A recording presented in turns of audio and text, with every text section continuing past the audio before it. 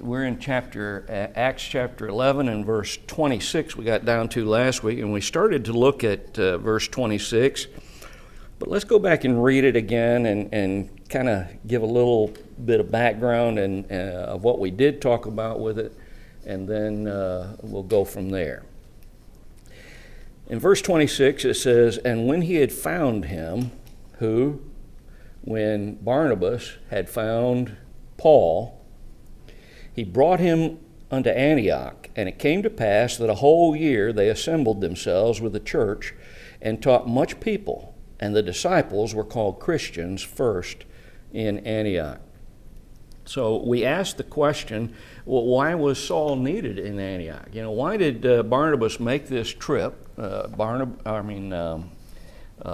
He was in Tarsus, Paul was, and Antioch was to the south, and it would have taken several days traveling as they normally traveled in that time.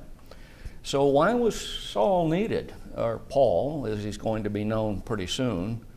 Did Barnabas need help so that because there were so many converts? Because when you look back into the context just a little bit, you see that many, and we looked at that word many, and we noticed that it wasn't talking about many being more than, say, a handful compared to one little item in your hand.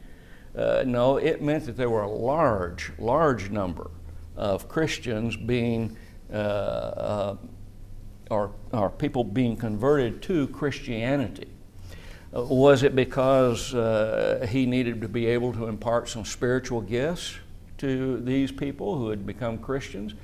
And in part, probably that was part of it, because Barnabas wasn't an apostle. He could not lay his hands on someone and impart to them a spiritual gift. And they're going to need some spiritual gifts, because even though they're going to be taught, there are going to be false teachers that are going to come in, like the Jews, for one, and others trying to say that this is what God said in addition to what you've already learned. Well, how are they going to determine that if they don't have an apostle with them to say, that's wrong? How are they going to determine that when so far the gospel has not been written down? You and I can check a false teacher today. All we've got to do is open up our book. And if the book is contrary to what they're teaching, opposite of what they're teaching, we know that person is a false teacher. They didn't have that. And so miraculous abilities, if you turn over to 1 Corinthians, the 11th chapter, 11, 12, and 13 really are really good chapters to study that. You'll find that there were miraculous abilities that were imparted when an apostle laid his hands on somebody and was able to impart that gift. Again, we want to make sure we understand it wasn't just an arbitrary thing that a human being said, I think that fellow over there, we ought to give him the gift of healing because he would really do a good job. No, remember, God guided that. God guided who would receive a miraculous ability. Now, another question to ask is was Paul needed there because now he's going to be launching out from Antioch in a year's time, according to the passage we're looking at, and he's going to be going with Barnabas, and they're going to be traveling all through the Greco-Roman world, and they're going to be teaching everybody, trying to convert people to Christianity. And I'll just say just now, or right now, just as a hint of things to come in the future, a number of people who were being converted was unbelievably astounding. And we know that not based on the writings of the apostles, not based on the writings of early first century and second century Christians, but based on the enemies of Christianity. It was unbelievable when you start reading some of those ancient writers who were enemies of Christianity and writing about how many had become Christians. So was it to begin Paul's efforts among the Gentiles as a whole? And remember, we stated that he had been in, at this point, before Barnabas came and got him and brought him down to Antioch, he had been there in Tarsus for somewhere between 7 to 10 years. My best guess, based on what little evidence there is about 8 years. But that's my opinion. But most scholars say 7 to 10 years. So is that why he was there? And notice it's a whole year that they assembled with the church there in Antioch. And we asked the question, why spend a year? Well, number one, the brethren needed to be taught further. Number two, it needed to be done to reinforce their teaching that they had had. Remember, some of these people came from the island of Cyprus and had come from there, and when they got to Antioch were teaching, people were being converted. Barnabas had been sent there to help in the work, to encourage the work, and then Barnabas went to Antioch to get Saul. So to reinforce the teaching that they were getting was part of that. And we noticed also the pattern that Jesus gave in Matthew 28, verses 18 through 20. And remember, just briefly paraphrasing, he told them to teach all people under heaven. He told them to baptize those that obviously that would believe, and then he was told to teach them again, to keep on teaching them. And we emphasize that every one of us, no matter how long we've been a Christian, no matter how much we've studied in the past, no matter how much we know about the Bible, every single one of us needs continual teaching. And part of the reason is that it helps us to be able to avoid the doctrines of the false teachers that are going to come. They're going to come. So that's basically where we left off last time. And then we find this statement. The disciples were first called Christians in Antioch. That's pretty interesting, isn't it? Why? How did the disciples of Christ get this new name? And this is something that's really, it's important even for us today to understand. How did the disciples get this new name? When is it they first began being called Christians? Well, we know from the text, it's here in Antioch. Did brethren just start calling themselves Christians? Did the Jews give them this name in derision? Well, did the Gentiles in derision start calling them Christian? How did they get this name? A lot of times, my daddy didn't want me to be named after him. I'm a junior. But he'd made an agreement with my mother that she would name any boys born and he would name any girls born. So when I was born, firstborn, Mama named me after my dad. He didn't like that. He didn't want somebody named after him. I never did understand why, because he was a mighty good man. But he gave me a nickname. And all my family to this day still knows me by this nickname. I'm not going to tell you what it is, because I don't want you to pick it up and keep calling me that. But he called me a nickname. It's funny how nicknames can be because of something you do. When I played disc golf on the international level and went to the world championships, my competitors gave me a new name, a nickname. They called me Sidearm because I did something that was extremely unusual. I threw everything sidearm, because I couldn't throw it traditional way. And so they gave me, so names can be given for a lot of different reasons. Sometimes our enemies will give us a name. They may not like what we are teaching, or they may not like some aspect of our lives, and so they give us a nickname. Did the Gentiles give them this name? Did the Jews give them this name? Both of those would have been in derision. Did the disciples just decide one day, let's call ourselves Christians? You know, a lot of folks today follow religions, false religions, based on the name of a human being who actually started that religion. Lutherans.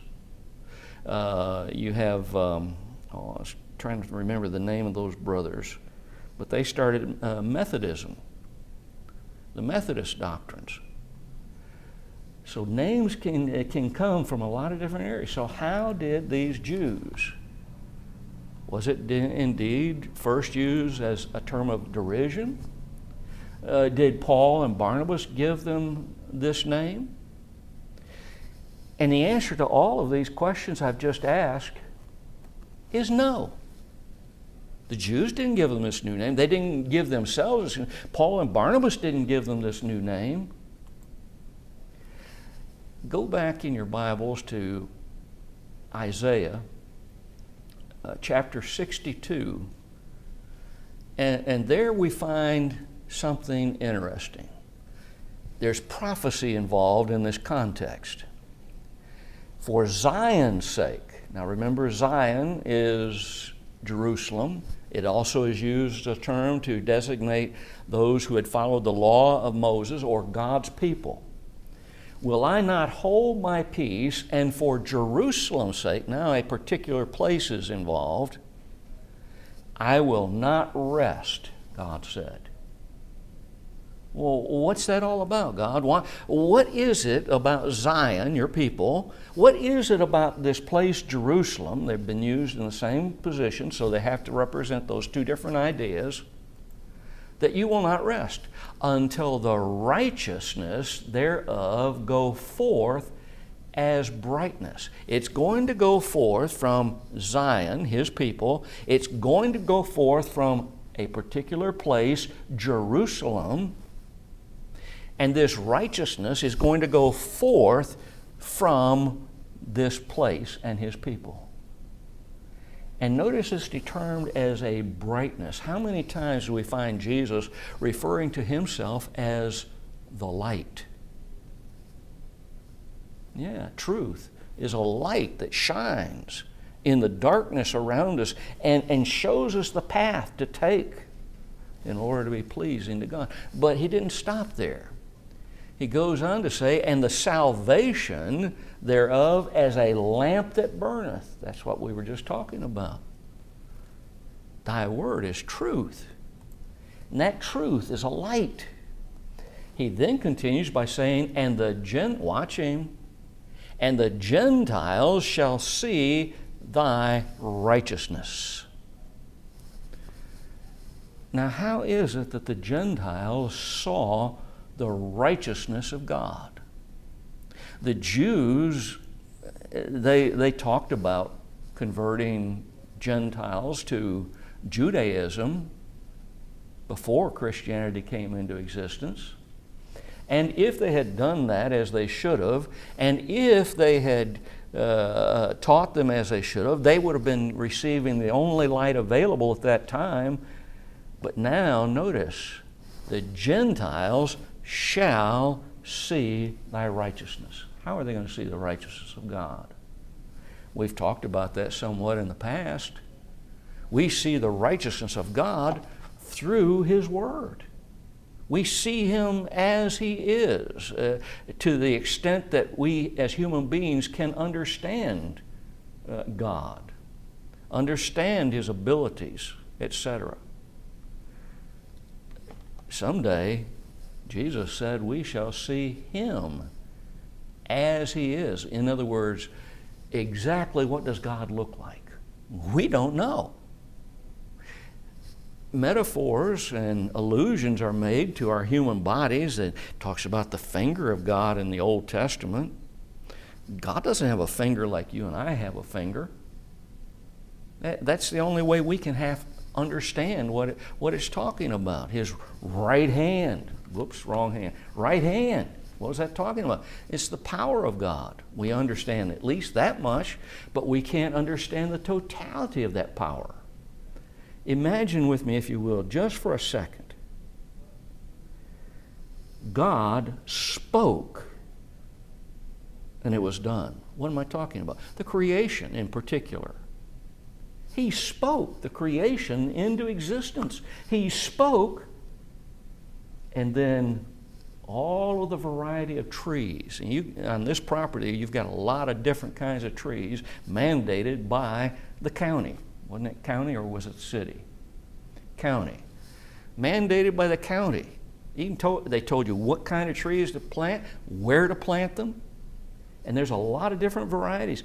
But this is a drop in the bucket compared to the varieties. Imagine the power of God to speak, and all of these different trees, with all of their capabilities, with all of their distinctions, done. It's done. The animals, same thing. So you can see the righteousness of God by His Word, and you can see it by the things around us that He created. But watch what He then says. And all kings thy glory, and thou shalt be called by a new name, which the mouth of the Lord shall name. Now remember, before this time in Antioch, they were just simply disciples of Christ, learners of Christ. Now, they're going to have a new name that was predicted hundreds of years before the time of our text in Acts.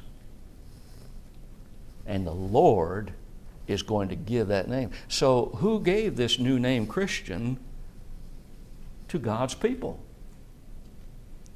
No human being. Deity gave this name. God gave them this new name. Through whom or how it was given is not revealed. It could have been one of the prophets like Agabus, prophet of the New Testament. It could have been through Paul. It could have been through Barnabas. But it's inspired, whoever it came from, by God. God gave them the very word to be used to designate His people. Now, isn't that exciting to us? It should be. Well, God gave us our name. God determined how we should be known in this world. Brethren, we're not the Church of Christ. You say, wait a minute, Bob, what? No, that is a designation that has been developed legally because of legal documents and documentation. They had to even build this building. No, we are Christians. We're not Church of Christers. We're Christians. And we ought to be proud of that, because our name didn't come from human beings. It didn't come because of some legal reference that had to be had to identify what this building stands for. No. We're Christians. We can worship in this building. We can worship outside this. We can go out here and find a barn somewhere and go in and worship there. The place doesn't matter where we worship. The place doesn't truly matter as to what we are. We're Christians. Now notice it says we're called. Luttrell in his, I have a difficulty describing his work. He wrote commentaries, but he also wrote a Bible based on the Greek text. And he says of this word, we're called, in the commentary on this, in every instance of its use. Now notice that. In every single instance of its use. This word, it's chromatizo, it conveys the thought of God revealing, disclosing, warning, naming, calling, and or informing man of something. Now that's a lot of areas, but basically it boils down to God.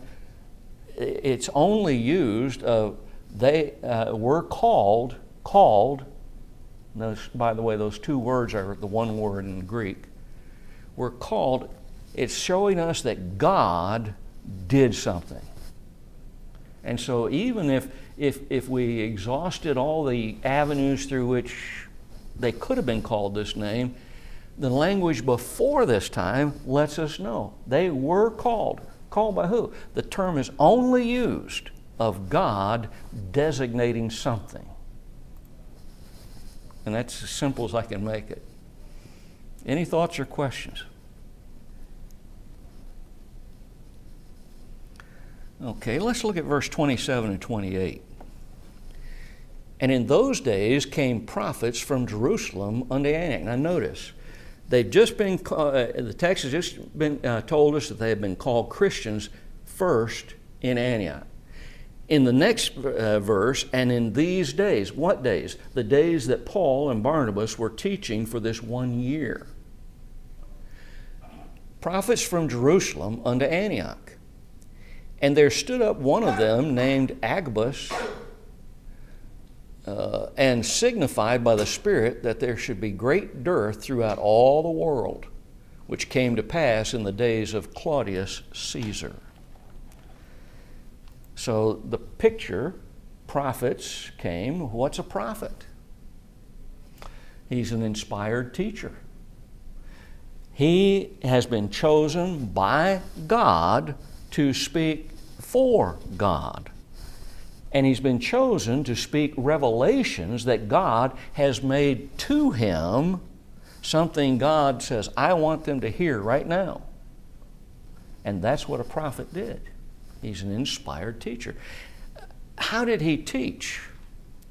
Well, God directed him to teach in three ways: the past, the present, and the future. Most people, when they think of a prophet, they think, oh, somebody that prophesied about the future. That wasn't a prophet of the Bible. Most of their teaching was done from examples of the past, calling on people to look at those, to remember what God had done, what God had said, to help them through whatever they were going through at that time. He also was one who primarily used the present and the past, to teach. A very small percentage of what he did was to convey some future event. So our idea of a prophet needs to be a biblical idea, not something the world. If you went out on the streets today and among a bunch of people and you asked them, what was a prophet? The answer they're primarily going to give you most of the time is that man was somebody that foretold the future. Well, notice one of these prophets is named for us. Now notice it was prophets plural, but one of them in particular is named for us. His name is Agabus. He's first, this is the first mention of prophets, the word prophets, among Christians after the prediction of such in Acts 2 and verse 17. You remember there, the Apostle Peter, defending the apostles, told them to go back to the prophecy of Joel. Why? Because the prophecy of Joel said that among themselves there were going to be prophets, pointing to the time. And Peter then quoted from Joel, and then he said, what? Paraphrasing, now this has been seen by you. Now it's been fulfilled. This is that which the prophet Joel said that he had predicted, future event. This is the same Agabus, I believe, that we're going to see later in Acts chapter 21. I believe it's the same one. I have no reason from the context of these different places to say he was a different person in any way, shape, or form. Nor do I have an absolute guarantee that this is the same Agabus that's going to show up in Acts chapter 21. But I believe that it is the same. Well, what did he prophesy about? Uh-oh. He's got a message. There's something coming in the future. He's going to deal, in this particular case, with the future. In chapter 21, he will deal with something about the future, but he's going to deal with it from a present tense time. He says there's going to be a famine. There's going to be a major famine. And he specified the time of the famine. You know, if someone were to come among us and claim to have the miraculous ability to predict the future, we can easily prove them wrong. You know, our society as a whole, oh, Nostradamus, oh man, well, you know, when one thing out of every 100 things that you say are going to happen does come to pass, that doesn't make you a prophet. What makes you a prophet, a genuine prophet, is that if every single thing you predicted comes to pass, then God has told you and you truly are a prophet. All it has to do is miss one of them. You're not a prophet of God. But he specified the time. He says it's during the reign of the Emperor Claudius. Claudius reigned from AD 41 to AD 54. Now you'll notice I used AD, I did not use ADE. I would not use BCE. Those were developed by human beings and have now been forced onto society to get rid of the idea of BC, before Christ, and AD, after his death. Those terms have been used to describe that all of these years. Now they have other meanings as well, but it's always been used that way. Well, they want it to go BCE, ADE. That's not the case. Excuse me. These allergies. During Claudius's reign, he reigned from 41 AD to 54 AD. Now history tells us that there were 4 famines during Claudius's reign. Imagine that. There are 4 famines. And Agabus is predicting one of those famines. He's not predicting all 4. There was a famine in 41 AD. There was a famine in 44, or the famine in 41 was in Rome itself. The famine in Judea in 44 AD. There was a famine in 50 AD in Greece, and there was another famine in Rome in 52 AD. Guess what?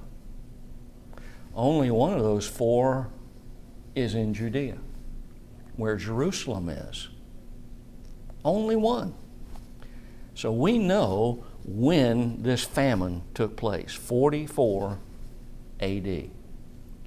Josephus states that many died in Jerusalem because there was a lack of food.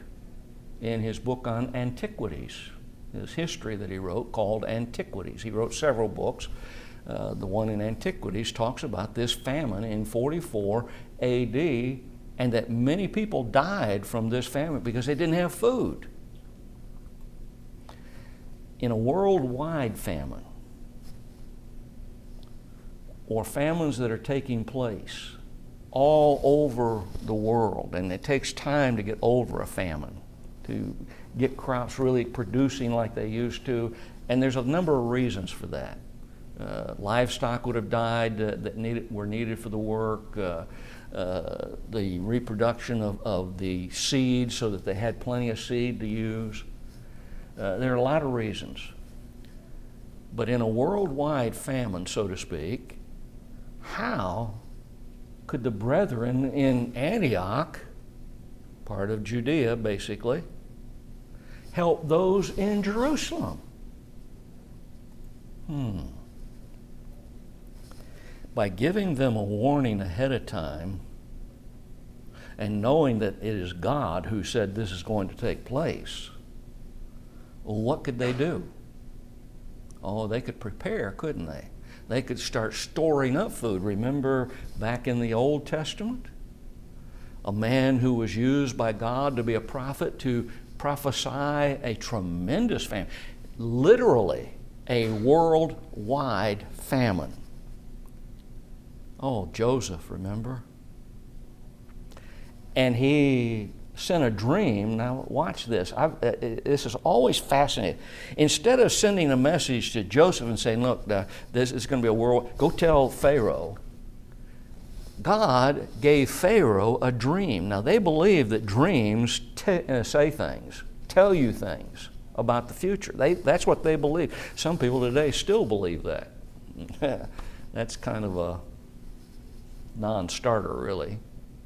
But in those days, God did communicate with people through dreams. He sent the dream to Pharaoh, and Pharaoh didn't know what it meant, but he knew it had to be something important.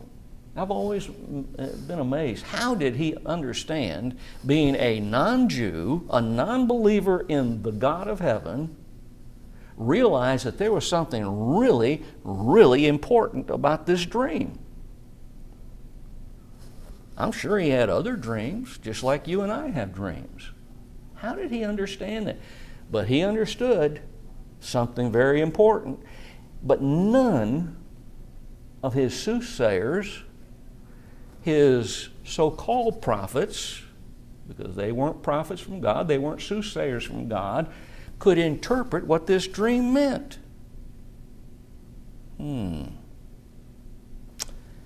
But Joseph, he let it be known. I can tell Pharaoh.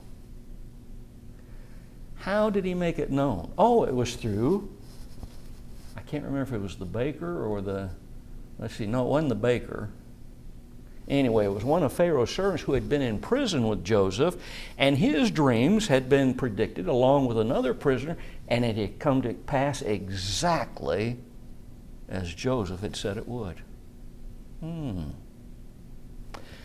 So Pharaoh says, you get Joseph all fixed up. You make him proper so that he can appear before me. That would have included shaving off all of his hair, making sure he didn't have any lice and all this other stuff, and perfuming him, putting him in nice clothes. And Joseph told him, there's going to be a worldwide famine. And what the dream meant is, we're going to have 7 years of plenty. There'll be so much that it'll just be mind-boggling. And then it's going to be followed by 7 years of famine. And there won't be any food. Well, what did Pharaoh do? Pharaoh did the smart thing. Obviously, he was one of the wise rulers of Egypt. He said, we need somebody to take care of this, because Joseph had told him, you need to get somebody to prepare. Who better to prepare than Joseph? Well, Joseph had predicted the famine. He was put in charge. They built huge storehouses and filled them up with the grain. And then when the famine came, they had plenty to get through the 7 years of famine. And remember something else. On the 8th year, if they hadn't had plenty of grain, they wouldn't have been able to plant anything. If they had not had plenty of grain, all the animals would have been eaten up. They wouldn't have had animals to work the fields. They wouldn't have been able to produce what they needed. So that grain had to last more than the 7 years of famine. It had to be able to go to the next year in planting season. So Agabus is warning now in our text, there's coming a famine.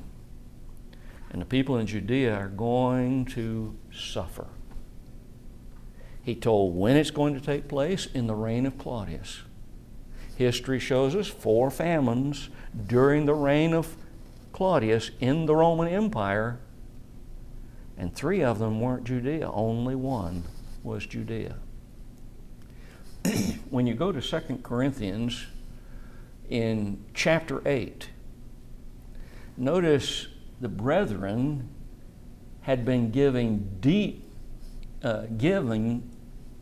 in their deep poverty for the brethren in Judea.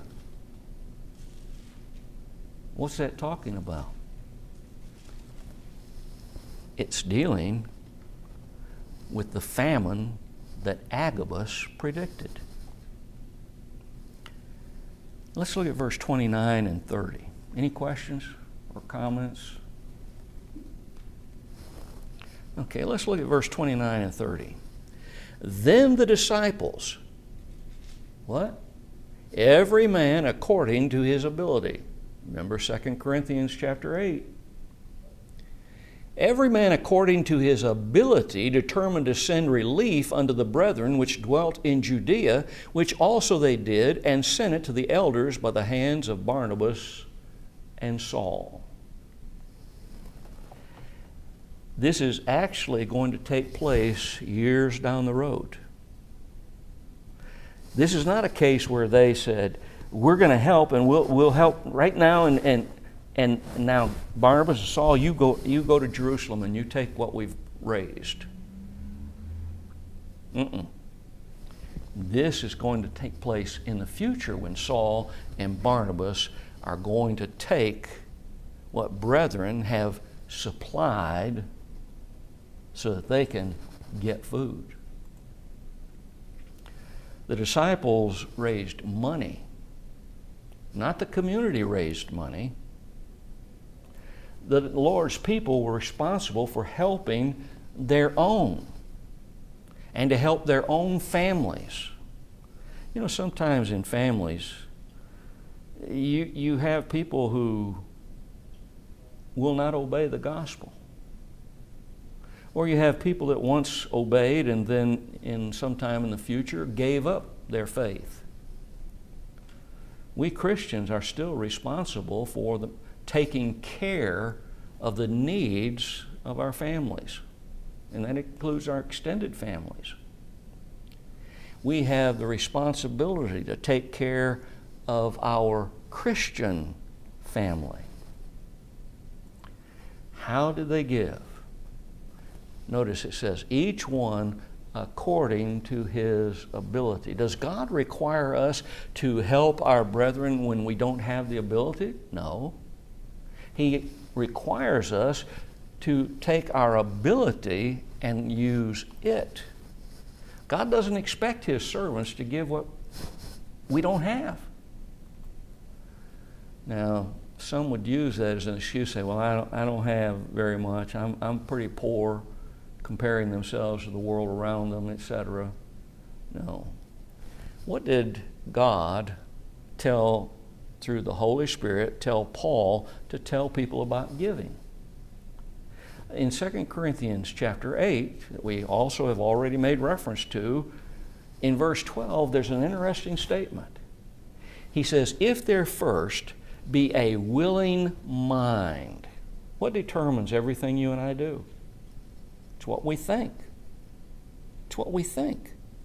If there first be a willing mind, it is accepted according to the man that a man hath, and not according to that he hath not. If my brethren are in need in this day and time, I'm talking about today, am I responsible? Does God expect me to take my credit card down and borrow what I don't have and then make monthly payments to pay it off? No. God expects us to give according to what we have. And brethren, I want to point out something. You and I are rich. We are rich in Christ, and we are rich in blessings. And if you don't believe that, let me take you to Indonesia. And I can show you people that live mouth to mouth, what they can find, live in dirt floor houses with thatched roofs and thatched or woven leaves off of coconut trees to make the wall. Not insulated like yours and mine. No air conditioning and things of that nature. I can show you lots of people like that. We could go to other parts of the world. I'm familiar with Indonesia because I taught there so many years. But I can show you all over the world if we take the time.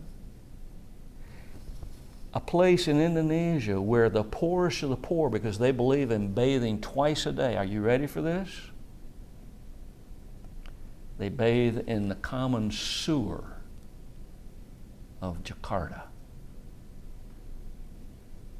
That's where they bathe, where all the sewage flows through the city in a trough that's been built that's very, very wide. I'd guess at least 300 yards. And they'll get down in there and bathe because their tradition says you bathe twice a day. Imagine that kind of poverty. Notice something else that's required in giving: a willing mind. You and I have been so blessed. I look around me and I hear people make excuses why they can't do this or why they can't do that. If the mind's right, we'll find a way to help. A willing mind is a mind that has zeal and eagerness to give, to help. In 2 Corinthians 9 and verse 6 and 7, he gives this statement: "He which soweth sparingly shall also reap sparingly." Now think about that. We've heard that statement over and over, haven't we? And where do we hear it? It's on Sunday after the Lord's Supper has been spread and then spread among the congregation, and we're getting ready to give. Listen to what he said, the totality. "And he which soweth bountifully shall reap also bountifully. Every man," watch him, "according as he purposeth in his heart, so let him give." We don't usually hear that part, do we? So let him give, not grudgingly. What's grudging giving? You know, if I didn't give what I give, oh man, I could go to that concert that I'd like to have. Assuming we're talking about a godly concert, Beethoven's Fifth Symphony, things like that. I could have a brand new car. Not grudgingly or of necessity feel like, I'm giving because I have to. I got to give. Don't really want to. Don't want to give as much as I do because God said to. For God, the rest of the verse, for God loveth a cheerful giver. How do we give? How would we give as the command was given here? As a Christian, without even thinking about, Paul didn't say I have to give. No, we want to give. There's a great need. We want to help these people. It's to be done cheerfully, not grudgingly, not a necessity. And if we do that, I'll guarantee you something. If our brethren would give that way, all across the brotherhood, we wouldn't need any money from anybody to help anybody. We would be able not only to help all Christians, but we'd be able to have money to give to help those who are not Christians in our needs. Remember, Galatians 6 tells us that we are to help all people, especially the house of God. God's family has to come first in our giving, but they should not be limited to that at all. And I'm afraid too many people have used Galatians 6 in a wrong way.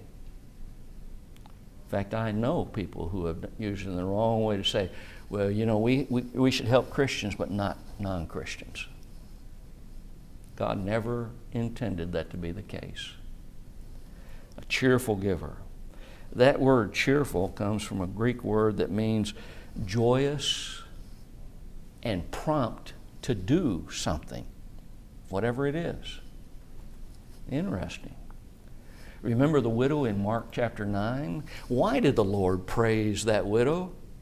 She cast in 2 little mites. I meant to bring. I've got a coin that is authenticated from the time of the Roman Empire that is a mite.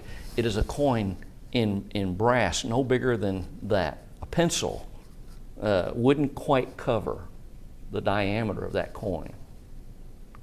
Why did God praise her for giving 2 mites? Was it because she gave everything?